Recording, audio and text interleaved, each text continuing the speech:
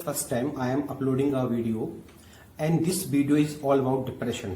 जैसे आप लोग सब जानते हैं कि डिप्रेशन एक बहुत ही गंभीर समस्या है और हम लोग इसके बारे में बात करना नहीं चाहते, इसके बारे में किसी को बताना नहीं चाहते और ये धीरे धीरे समस्या बढ़ती रहती है।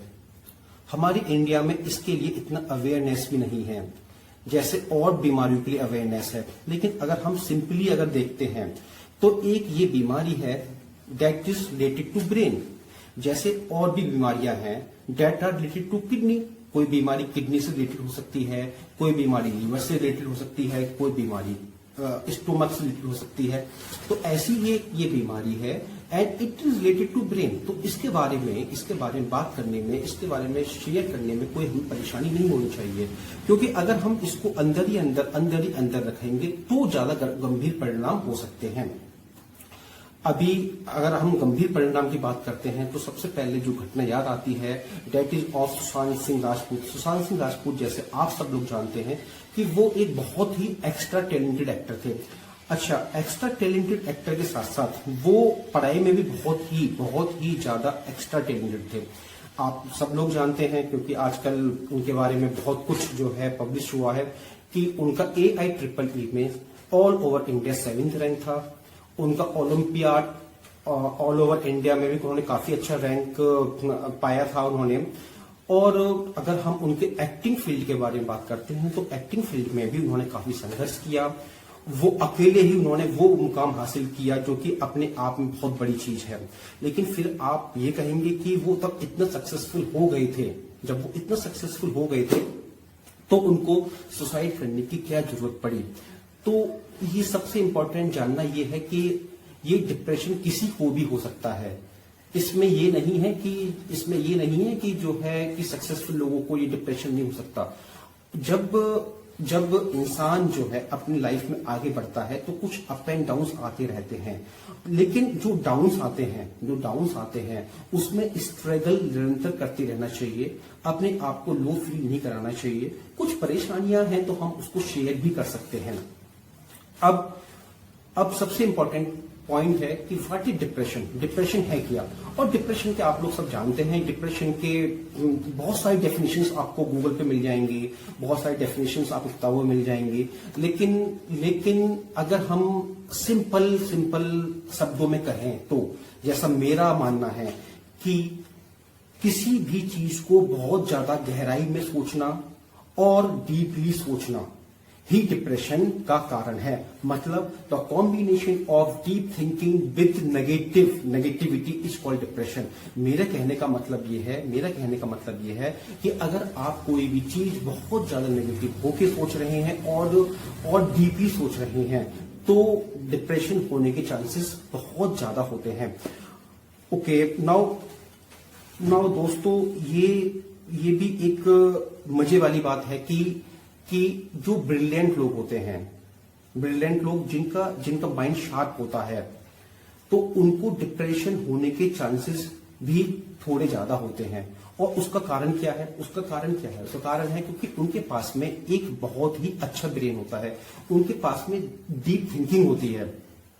अब जब वो डीप थिंकिंग के साथ में कोई भी कंस्ट्रक्टिवली काम करते हैं तो वो उस फील्ड में तहलका मचा देते हैं। ऐसे ही अगर मान लीजिए कि वो अब नेगेटिव सोच रहे हैं, ठीक है, और उनके पास में डीप थिंकिंग की पावर पहले से ही है, तो अब जो भी वो चीज सोचेंगे, वो डीप तो सोचेंगे ही, साथ साथ नेगेटिव सोचेंगे और ये एक गंभीर परिणाम हो सकते हैं and it can lead to depression. अब हम डिस्कस करते हैं कि ये किस एज ग्रुप में होता है, किस एज ग्रुप में नहीं होता है। लेकिन अगर इसके आंकड़ों पे अगर ध्यान दिया जाए तो टॉडलर्स को अगर हम छोड़ देते हैं तो ये किसी भी एज ग्रुप के लोगों को अफेक्ट कर सकता है। मेरे कहने का मतलब है टीनेज ग्रुप में अफेक्ट कर सकता है, एडल्ट ग्रुप में अफेक्ट कर सकता है, ओल्ड एज में भी अफेक्ट कर सकता है। ऐसा कोई भी एज ग्रुप नहीं है जिसमें हम ये कह सकते हैं कि डिप्रेशन इस एज ग्रुप को अफेक्ट नहीं करेगा। मतलब आप थोड़ा सा भी उदास होते हैं और वो उदासी आपकी थोड़े दिन कंटिन्यू रहती है और आप अपने आप को हेल्पलेस महसूस करते हैं, तो डिप्रेशन होने के चांसेस बढ़ सकते हैं, सकती है। अब WHO के आंकड़ों पे हम आते हैं। सबसे पहला आंकड़ा आपको जान के बहुत बड़ा शॉक लगेगा कि ग्लोबली मतलब विश्व भर में 8 लाख लोग हर साल डिप्रेशन की वजह से सुसाइड करते हैं। आई मीन टू से 8 lakh people every year die because of depression.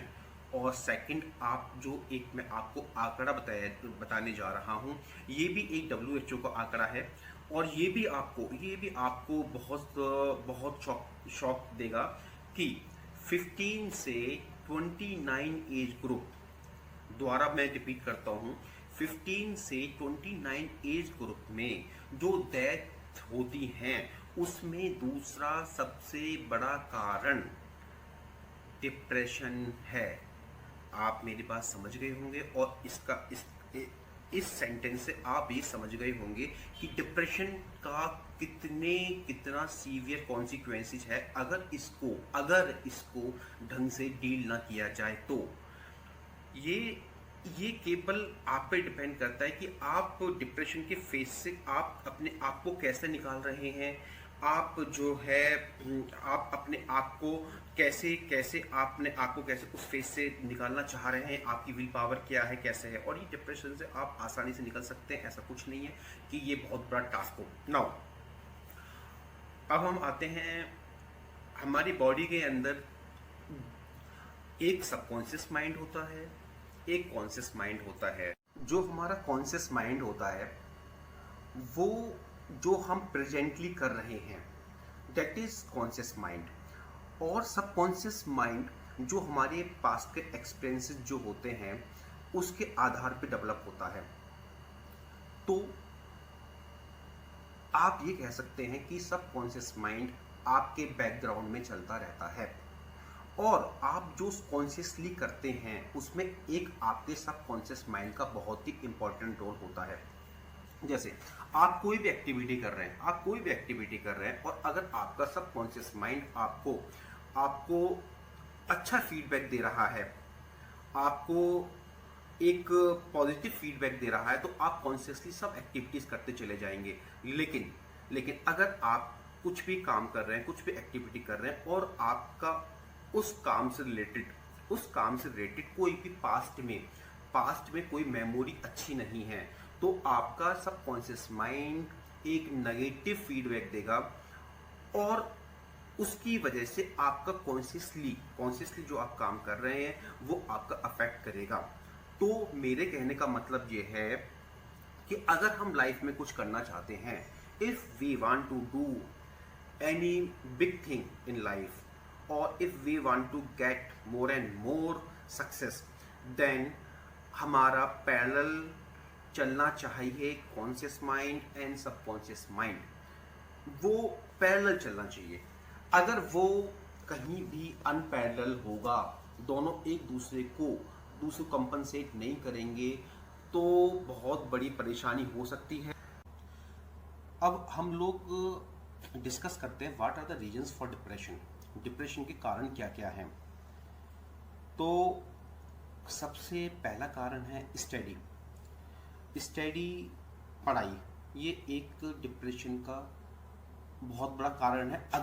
अगर कोई भी स्टूडेंट स्टडी का प्रेशर ज़्यादा ले रहा है, तो अब या तो वो खुद ज़्यादा प्रेशर ले रहा है स्टडी का, या फिर उसके ऊपर प्रेशर डाला जा रहा है। जैसे छोटे छोटे बच्चे होते हैं, प्ले स्कूल में होते हैं, या फिर वो जो है नर्सरी में हैं, या फिर LKG में हैं, किसी भी स्टैंडर्ड में छोटे बच्चे जो होते हैं। अब उनको हम लोग क्या करते हैं कि हम लोग उनको ABCD रटवाएंगे, 1 2 3 रटवाते चले जाएंगे उनको हम कोई भी पोयम रटवाएंगे। अब मान लीजिए कि बच्चे का आज मन नहीं है कोई भी चीज़ रटने का, लेकिन फिर भी हम उस पर एक्स्ट्रा प्रेशर डालेंगे कि तुम्हें ABCD बोलना है 1 2 3 बोलना है। तो उससे क्या होता है कि बच्चे के ऊपर एक एक्स्ट्रा प्रेशर पड़ता है। अब बच्चा ABCD तो सीख ही लेगा, बच्चा 1 2 3 सीख लेगा, लेकिन अगर हम उसके ऊपर ये प्रेशर पुटअप कर देंगे तो एक बच्चे की जो क्रिएटिविटी है, हम बच्चे की क्रिएटिविटी को ही खत्म कर देते हैं। क्योंकि एक बच्चे का जो दिमाग जो होता है वो एक सर्टेन एज तक डेवलप करता है, और उसके साथ में कई क्वालिटीज होती हैं जो डेवलप करती हैं। जैसे सबसे इंपॉर्टेंट उसमें क्रिएटिविटी होती है। लेकिन अगर हम बच्चे के ऊपर वो एक्स्ट्रा प्रेशर डालते चले जाएं, स्टडी का एक्स्ट्रा प्रेशर डालते चले जाएं, तो वो क्रिएटिविटी अपने आप खत्म होने लगती है। और अगर लाइफ में आगे बढ़ना है तो क्रिएटिविटी बहुत ज़रूरी है। ऐसा नहीं है कि बच्चे की जो क्रिएटिविटी केवल पढ़ाई के लिए ही बनी हो, वो हो सकता है कि दूसरे फील्ड के लिए बनी हो सकती है। जैसे क्रिकेट, इट में बी आर्ट, इट में बी एनीथिंग एल्स। लेकिन अगर हम उसके ऊपर पढ़ाई का जो एक्स्ट्रा प्रेशर डालेंगे तो उसकी वो क्रिएटिविटी खत्म हो सकती है। इसलिए हमें ये कोशिश करनी चाहिए, हमें कोशिश करनी चाहिए, बीइंग अ पेरेंट्स, स्कूल में जो टीचर्स हैं उनको थोड़ी कोशिश करना चाहिए कि बच्चा, अगर आज मान लीजिए बच्चे का मन नहीं है ABCD रटने का, ABCD बोलने का, तो हो सकता है वो कल जो है बोलना स्टार्ट कर दे। लेकिन ये नहीं कि हम जो है उसको बिल्कुल से पीछे पड़ जाएंगे, तुम्हें ABCD रटनी ही है, 1 2 3 रटना ही है। तो थोड़ा सा इसमें पेशेंस रखने की जरूरत है। Then second condition is career एक बहुत ही इंपॉर्टेंट पार्ट है, और सब लोग चाहते हैं, कौन नहीं चाहता कि मेरा कैरियर अच्छा हो, सब लोग चाहते हैं कि मेरा कैरियर अच्छा हो। लेकिन इसमें टाइम लगता है, इसमें कोई शॉर्टकट नहीं है कि बेसिकली अब आजकल धीरे धीरे पेशेंस खत्म होता जा रहा है। सब लोग चाहते हैं कि बस मैंने पढ़ाई की, मेरी पढ़ाई कंप्लीट हुई और मैं तुरंत का तुरंत मेरा बहुत अच्छा पैकेज मिलना स्टार्ट हो जाए, या मैं बहुत ही एस्टेब्लिश डॉक्टर बन जाऊं, जब एनीथिंग कुछ भी आप जो है बनना जो चाहते हैं। लेकिन सब कुछ जो होता है वो धीरे धीरे होता है। ऐसा नहीं है कि आपकी आज ही पढ़ाई हुई और आज ही आप बहुत ही एस्टेब्लिश्ड अपने प्रोफेशन में हो जाएं। तो इसलिए अगर हम कैरियर में एक मुकाम हासिल करना चाहते हैं तो हमें थोड़ा पेशेंस तो रखना ही होगा, और टाइम टू टाइम जो हमें अपॉर्चुनिटीज मिलती हैं तो हमें उनकी तरफ पॉजिटिवली देखना होगा और उन अपॉर्चुनिटीज को कैप्चर करना होगा। इसलिए कभी भी कैरियर में किसी भी मोड़ पर अगर आपको लग रहा है कि आप बहुत अच्छा नहीं कर पा रहे हैं, तो जरूरी नहीं है कि आप अभी नहीं अच्छा कर पा रहे हैं तो बाद में भी अच्छा नहीं कर पाएंगे। समय कभी भी एक जैसा नहीं रहता है, समय चेंज होता रहता है। आप आज कैरियर में अच्छा नहीं कर पा रहे हैं, हो सकता है कि आपको बहुत अच्छी अपॉर्चुनिटीज मिलें, आप उनको कैप्चर करें और आप अपने कैरियर में बहुत बहुत अच्छा कर पाएं। देन थर्ड पॉइंट है फाइनेंशियल कंडीशंस भी डिप्रेशन के लिए काफ़ी हद तक जिम्मेदार हैं। बेसिकली लाइफ में एक जैसा समय कभी नहीं होता है। कभी तो हो सकता है कि आपकी फाइनेंशियल कंडीशन बहुत ही अच्छी हो, बहुत ही स्ट्रांग हो, और हो सकता है कि आप कभी ना कभी किसी मोड़ पे आपकी फाइनेंशियल कंडीशंस थोड़ा जो है बेटर ना हो। जैसे हम अभी आज कल का जो टाइम है हम उसका एग्जाम्पल देख सकते हैं कि कोरोना टाइम चल रहा है, और कोरोना की वजह से आप देखिए कितने बड़े बिजनेस अफेक्ट हो रहे हैं, सॉफ्टवेयर इंडस्ट्रीज अफेक्ट हो रही हैं, सब कुछ अफेक्ट हो रहा है। तो हो सकता है कि आपका जो है पे आपका जो है थोड़ा कम हो गया हो सकता है अगर आप बिजनेसमैन हैं तो आप जैसे आप एक्सपेक्ट कर रहे थे वो ऐसा आप ना कर पा रहे हो। लेकिन इसका मतलब ये नहीं है कि आप जो है फ्यूचर में ठीक नहीं कर पाएंगे, फ्यूचर में जो है आप अच्छा नहीं कर पाएंगे। आप ये एक समय है, ये भी ठीक होगा, तो धीरे धीरे आपका जो है बिजनेस भी ग्रो करेगा, या फिर आप कहीं जॉब कर रहे हैं तो हो सकता है कि आपको और ज़्यादा एप्रिसिएशन मिलने लगे। तो एक हर किसी का सपना होता है, हर किसी का सपना होता है कि मेरे पास में एक बड़ा घर हो, मेरे पास में कार हो, मेरे पास में सब फैसिलिटीज़ हो। हर किसी का सपना होता है, और होना भी चाहिए कि हाँ, मुझे अपने लाइफ में इतना ग्रो करना है कि मेरे पास में सब चीज़ हो। लेकिन लेकिन बहुत बहुत ज़्यादा महत्वाकांक्षी होना ठीक नहीं है। आपको अपनी तरफ देख के चलना है। आपको किसी भी चीज़ का ओवर बर्डन नहीं लेना है। लाइक पता लगा कि आपने घर भी आपने ईएमआई पे ले लिया, कार भी आपने ईएमआई पे ले लिया, आपने बिजनेस में भी पैसा लगा दिया, पता लगा कि आप जो है सोच रहे हैं कि जो है कि आप सब कुछ मैनेज कर लेंगे। लेकिन लेकिन कभी कभी टाइम ऐसा आता है कि हो सकता है कि आपको थोड़ा सा जो है आप जैसा सोच रहे थे आप ऐसा परफॉर्म ना कर पाएँ, तो आपकी फाइनेंशियल कंडीशन एडवर्सली अफेक्ट होने लगती है। तो उस टाइम आप थोड़ा सा स्ट्रेस में आते हैं। हो सकता है कि आप अगर उस फेज से ना निकल पाएँ तो it can also lead to depression. अच्छा, इसका एक कारण और मैं देखता हूँ जो मुझे लगता है कि पहले क्या होता था कि हम यूनाइटेड फैमिली में रहते थे। मतलब सब साथ रहते थे, मतलब जो है मदर फादर साथ में रह रहे हैं, भाई भी साथ में रह रहा है। तो पता लगा कि कोई भी फाइनेंशियल कंडीशन, जब कोई भी फाइनेंशियल क्राइसिस हुई और आपने तुरंत का तुरंत आपने अपने फादर से शेयर किया, अपनी मदर से शेयर किया, अपने भाई से शेयर किया, किसी से भी शेयर कर सकते हैं आप। और हो सकता है कि आपका कम से कम आपका जो बर्डन था आपका, जो आपके अंदर जो एक स्ट्रेस हो रहा था वो ही निकल जाए।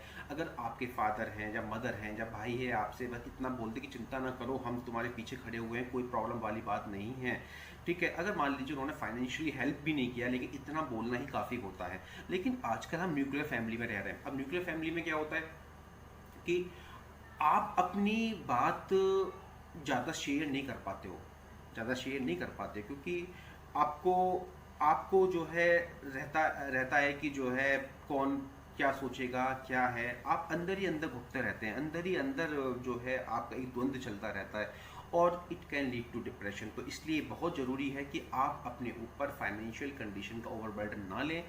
और अगर मान लीजिए फाइनेंशियल कंडीशंस आपकी जो है एक्सपेक्टेशन के अकॉर्डिंग नहीं भी चल रही है, तो कोई प्रॉब्लम वाली बात नहीं है।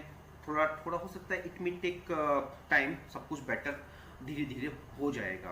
इस पॉजिटिव एटीट्यूड के साथ आपको चलना है। देन इसका एक और बहुत इंपॉर्टेंट पॉइंट जो मैं डिस्कस करने जा रहा हूँ, दैट इज रिलेशनशिप इश्यूज। ये रिलेशन हस्बैंड वाइफ का हो सकता है, गर्लफ्रेंड बॉयफ्रेंड का हो सकता है, फादर सन का हो सकता है, भाई भाई का हो सकता है, भाई बहन का हो सकता है, या फिर दोस्तों का रिलेशन हो सकता है।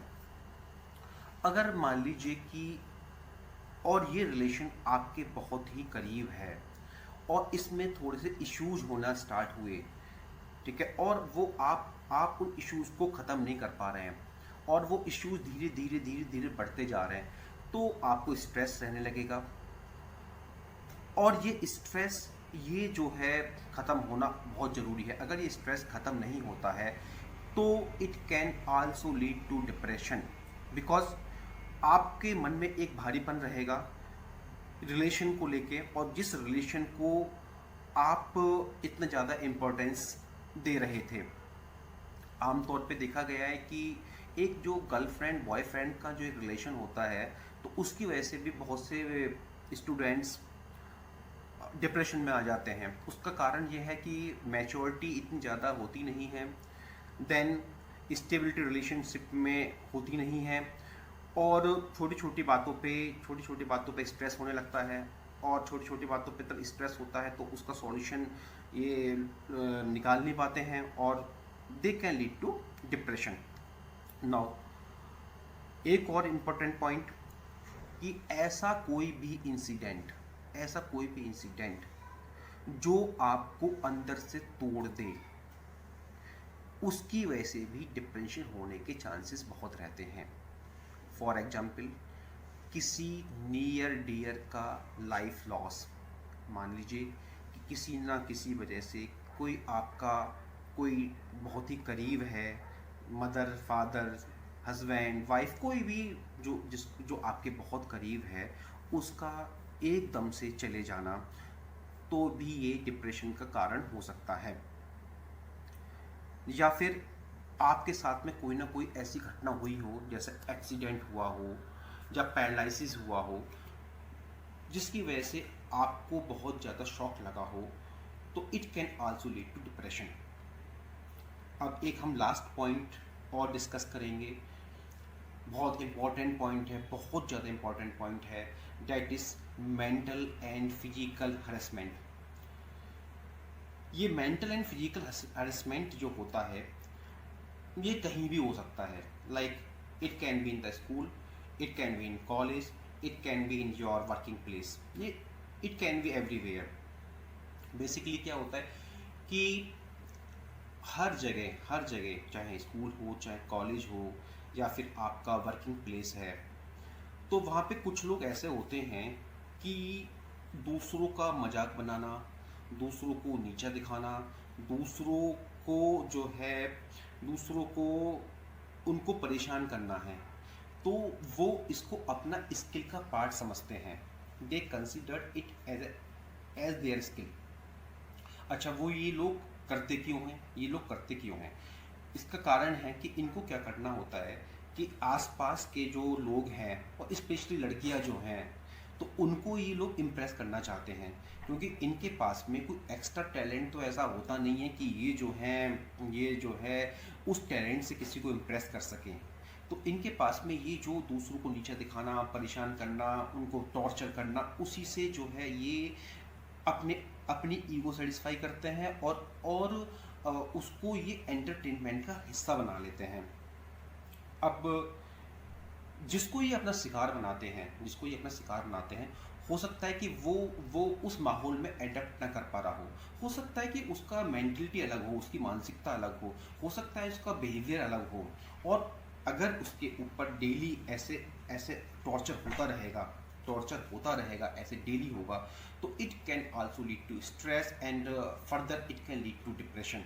या फिर मान लीजिए कि कोई भी बच्चा है, या कॉलेज गोइंग स्टूडेंट है, या फिर जो है कोई भी कंपनी में या फिर वर्क प्लेस पे कोई भी एम्प्लॉय काम कर रहा है, हो सकता है कि उसकी परिस्थितियां अनुकूल ना चल रही हों, तो उदास रहता हो, या फिर उसके ऊपर बहुत ज़्यादा प्रेशर हो, जिसकी वजह से वो इंटरेक्ट ना कर पा रहा हो, जिसकी वजह से तो उसको एक हेल्प की दरकार है, उसको एक मदद की दरकार है।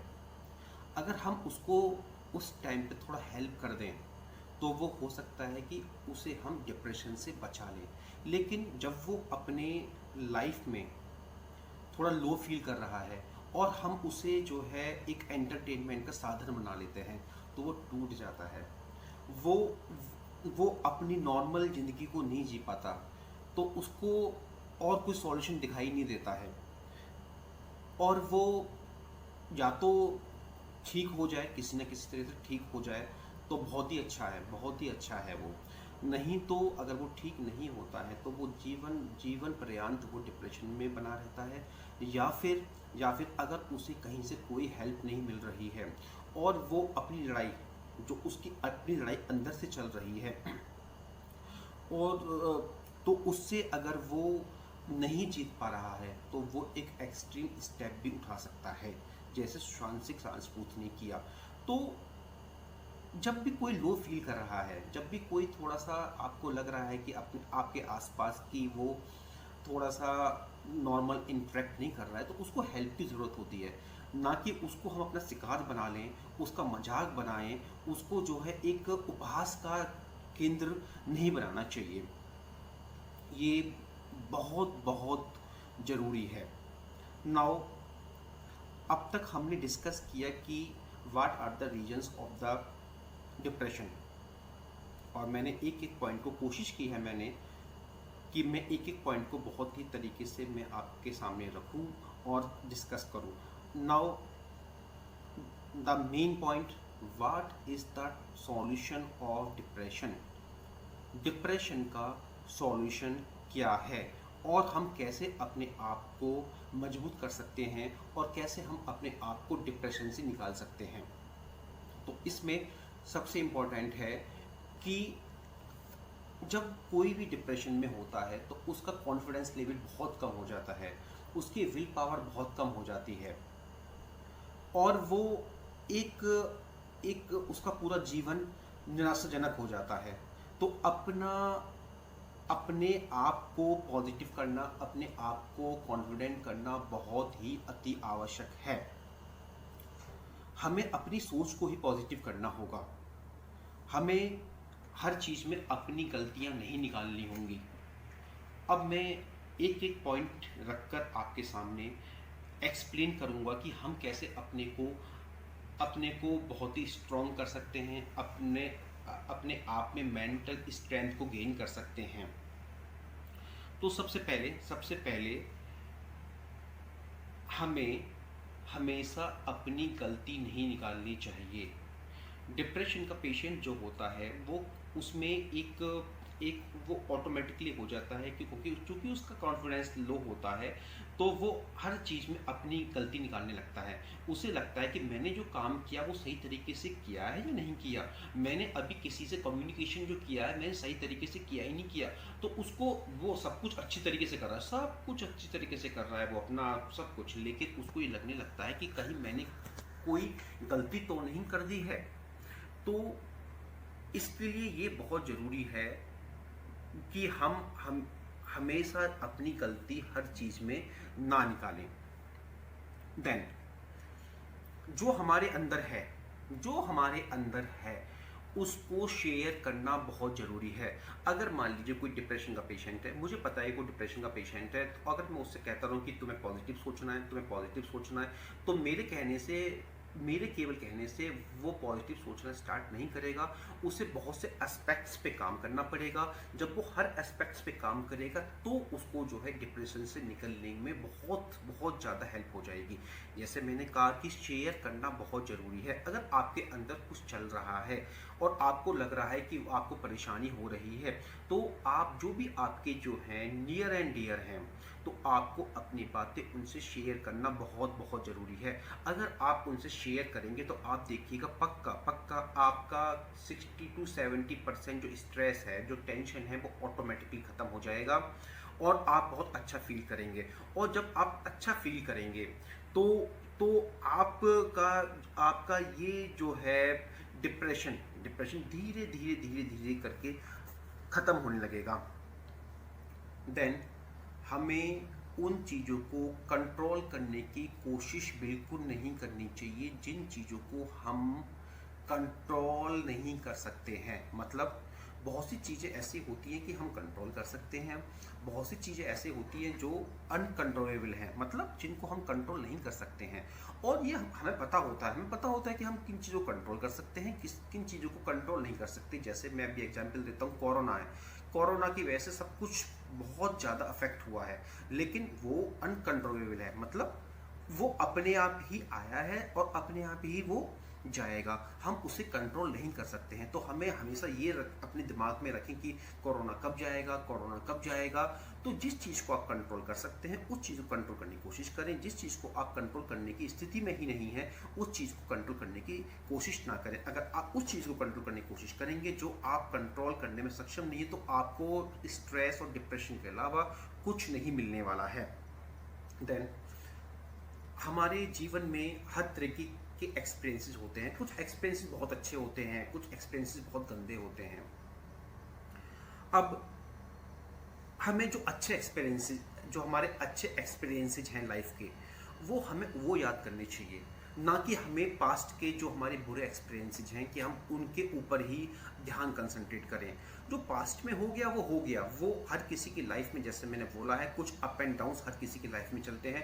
कुछ अच्छा भी होता है, कुछ बुरा भी होता है। तो अब अच्छे फोकस करिए ना, आपको फ्यूचर की तरफ देखना है तो आपको अच्छे फोकस करना है। आप केवल जो आपका पास्ट है, जिस पास्ट की वजह से आपको परेशानी हुई है, उससे आप जो है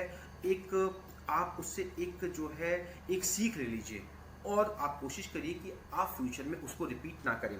लेकिन आप हर दम अगर पास्ट में रहेंगे तो आपको प्रेजेंट में बहुत प्रॉब्लम हो सकती है और वो आपको डिप्रेशन की तरफ ले जा सकता है। देन बहुत सारी चीज़ें ऐसी होती हैं कि कुछ चीज़ों को करने का हमारा मन होता है, कुछ चीज़ों को हमारा करने का मन नहीं होता है। जैसे मान लीजिए कुछ चीज़ मेरे लिए कंफर्टेबल है, कुछ चीज़ हो सकता है कि मेरे लिए कंफर्टेबल ना हो।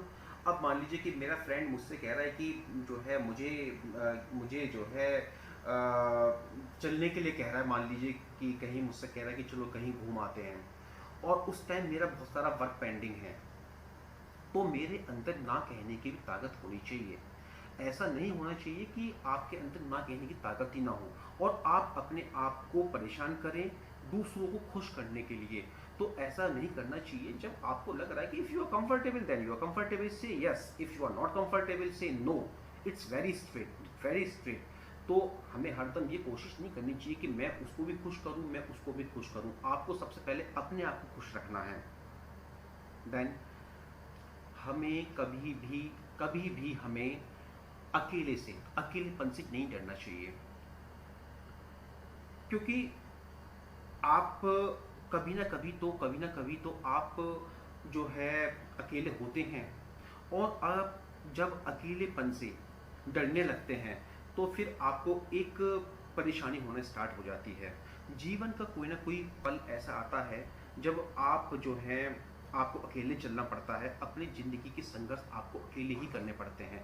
तो कभी भी आपको अकेलेपन से नहीं डरना चाहिए और मजबूती के साथ खड़े होकर जो है आपको आगे बढ़ते रहना चाहिए। देन हमें चेंज होने में कभी भी हेजिटेट नहीं करना चाहिए। जैसे हमें लग रहा है कि हमारे अंदर कुछ कमियां हैं और हमने उन कमियों को आइडेंटिफाई कर लिया। अब हमें जो है उसको इम्प्रूव करना है, हमें अपने आप को थोड़ा चेंज करना है, क्योंकि हमें अपनी कमियों को ख़त्म करना है। तो हमें कभी भी अपने आप को चेंज करने के लिए हेजिटेट नहीं करना चाहिए। अगर हम अपने आप को आगे बढ़ा रहे हैं, तो अगर हम एक इम्प्रूवमेंट की तरफ जा रहे हैं, तो हमें कभी भी अपने आप को चेंज करने से नहीं डरना चाहिए। क्योंकि अगर हम अच्छे के लिए अपने आप को चेंज कर रहे हैं तो हम सक्सेसफुल होने की तरफ आगे बढ़ रहे हैं। डिप्रेशन में अधिकांशतः ये देखा गया है कि हम बहुत ज़्यादा इमेज कॉन्शियस भी हो जाते हैं और हमें धीरे धीरे फोबिया होने लगता है। कोई हमारे बारे में क्या सोचेगा, कोई हमारे बारे में क्या बोल रहा है, तो हम बहुत ज़्यादा इमेज कॉन्शियस हो जाते हैं। तो हमें ज़्यादा इमेज कॉन्शियस होने की ज़रूरत बिल्कुल भी नहीं है। हमें बस आगे बढ़ते रहना है। हमारी ज़िंदगी का जो पहिया है, वो कभी रुकना नहीं चाहिए। चाहे आपका सर्कमस्टेंसेस कैसे ही हो, चाहे सर्कमस्टेंसेस फेवरेबल भी नहीं हैं, तो भी आपका ज़िंदगी का पहिया रुकना नहीं चाहिए। क्योंकि आप हो सकता है कि आपका टाइम अच्छा ना हो, आपके सर्कमस्टेंसेस फेवरेबल ना हो, लेकिन एक टाइम जरूर आएगा जब आपके सर्कमस्टेंसेस फेवरेबल होंगे और आप जो है सक्सेसफुल होने की तरफ आगे बढ़ेंगे। लेकिन आपने किसी भी परिस्थिति में अगर अपना जीवन का पहिया रोक दिया, तो आप ये समझ लीजिए कि आपने अपने सक्सेसफुल होने के सब जितने भी चांसेस थे सब खत्म कर दिए। तो कभी भी जिंदगी का पहिया नहीं रुकना चाहिए। कभी हमें नहीं सोचना चाहिए कौन हमारे बारे में क्या सोचेगा, क्या बोलेगा। ये सब चीज़ें एक फोबिया क्रिएट करती हैं। इसलिए हमें अग्रसर धीरे होते रहना चाहिए। टाइम एक बहुत बड़ा हीलर है, टाइम ही सब चीज़ों को हील कर देता है। तो इसलिए हमें आगे बढ़ते रहना चाहिए। अब कुछ छोटे छोटे टिप्स जो हम कोशिश कर सकते हैं, जो हमें डिप्रेशन से बचा सकते हैं, या फिर अगर मान लीजिए कोई डिप्रेशन में है तो उसको हील करने में हेल्प कर सकते हैं। जैसे हमें आसपास सफाई रखनी चाहिए। आसपास सफाई रखना अत्यंत आवश्यक है। इससे आपका मन खुश रहता है और इससे आप स्ट्रेस से बच सकते हैं। देन सोशल मीडिया का हमें कम से कम यूज़ करना चाहिए। सोशल मीडिया का ज़्यादा यूज करना या फिर ज़्यादा मोबाइल का यूज करना भी एक स्ट्रेस का कारण हो सकता है। जब भी आप डाउन फील कर रहे हैं, एनी टाइम जब भी आप डाउन फील कर रहे हैं, तो आप हमेशा हैप्पियर मोमेंट्स की तरफ सोचें, जो आपकी ज़िंदगी के जो आपके अच्छे पल हैं उसकी तरफ सोचें, ना कि आप जो हैं जो सैड मोमेंट्स की तरफ सोचें। तो जब आप हैप्पियर मोमेंट्स की तरफ सोचेंगे तो आप अच्छे फील करेंगे, अच्छे हार्मोन बॉडी में सीक्रेट होंगे जो आपको अच्छा फील कराएंगे। देन एक बहुत ही इम्पॉर्टेंट है, बहुत ज़्यादा इम्पॉर्टेंट है, हमें डेली डेली प्रॉपर सनलाइट लेना चाहिए। डिप्रेशन का एक फैक्टर सनलाइट भी है। जब हम इम्प्रॉपर सनलाइट में रहते हैं तो it can also lead to depression. तो इसलिए हमें जो है एक हमें हैबिट बनानी चाहिए कि हमें daily sufficient amount of sunlight लेना है। उससे आपका स्ट्रेस लेवल भी कम होगा, और अगर आप डिप्रेशन में हैं तो it will increase your healing power. एक बहुत ही इंपॉर्टेंट पॉइंट कि नेचर के आसपास रहना, नेचर के क्लोज रहना भी अत्यंत आवश्यक है। नेचर अपने आप ही बहुत सी समस्याओं को, बहुत सी परेशानियों को हील करने में सक्षम है।